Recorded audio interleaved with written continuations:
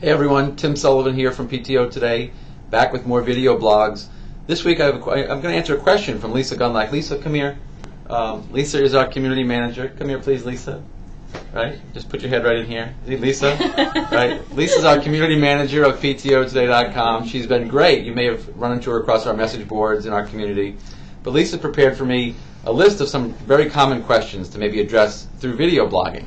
And the first one, she's right, she found a great one because it is probably the most frequent question we receive in the 10 years of doing PTO Today. It's how do we get more parents to our meetings? Probably the number one frustration of really involved leaders is, I can make it out at 7 p.m. on Tuesday, why can't the rest of the parents?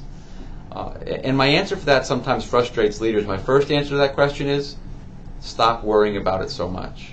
It's a really bad measure of the effectiveness and the quality of your group. If you ask me to look at a group from outside and say, what are they doing? Are they doing a great job? I would check their family events, their parent involvement, their teacher support, their community building around the school. I wouldn't check, meeting attendance maybe 6th or 8th, but not 1st, 2nd, or 3rd. No way.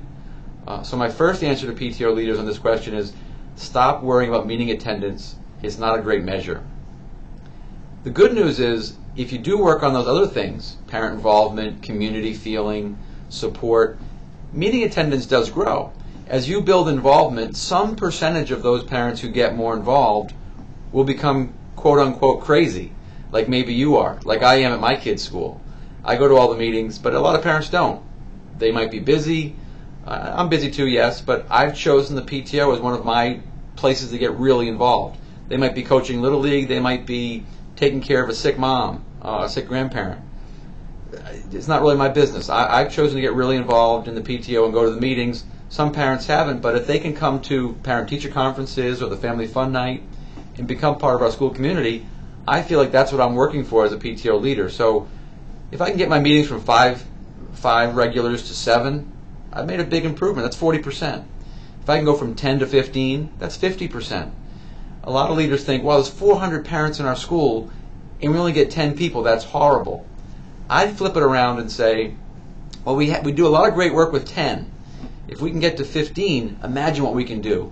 And if we can get to 20, wow, we'll have twice as many great, committed leaders running this thing, and we'll do even more good work.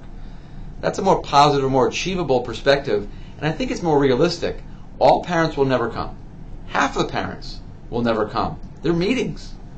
Meetings kind of stink. They always will.